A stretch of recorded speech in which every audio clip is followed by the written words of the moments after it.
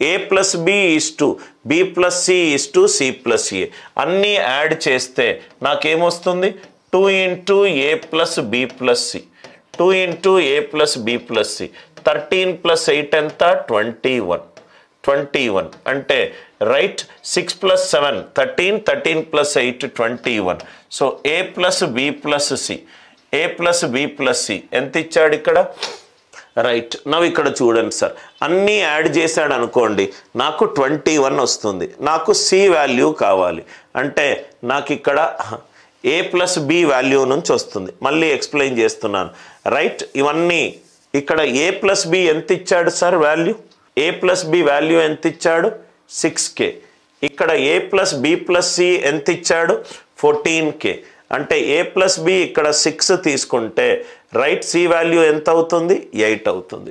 C value ఎంత అవుతుంది 8 అవుతుంది. Are you all with me? B plus C value ఎంత ఇచ్చాడు 7.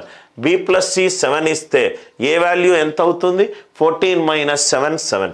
సి ప్లస్ ఏ ఎంత ఇచ్చాడు 8. సి ప్లస్ ఏ సబ్స్టిట్యూట్ చేస్తే రైట్ బి వాల్యూ ఎంత వస్తుంది 6. I hope the right value it is clear. Direct value అయినా డైరెక్ట్ వాల్యూ తీసుకోకూడదా సార్? డైరెక్ట్ వాల్యూనే తీసుకున్నాను కదా right.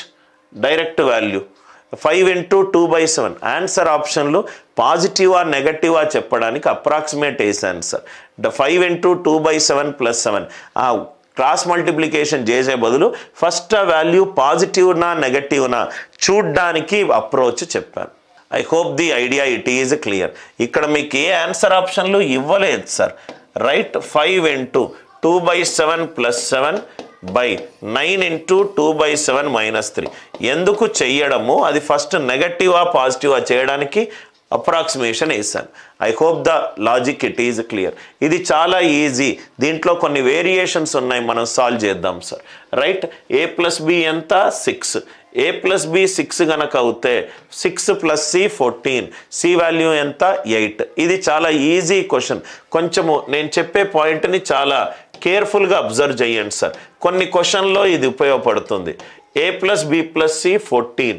B plus C value ఎంత 7.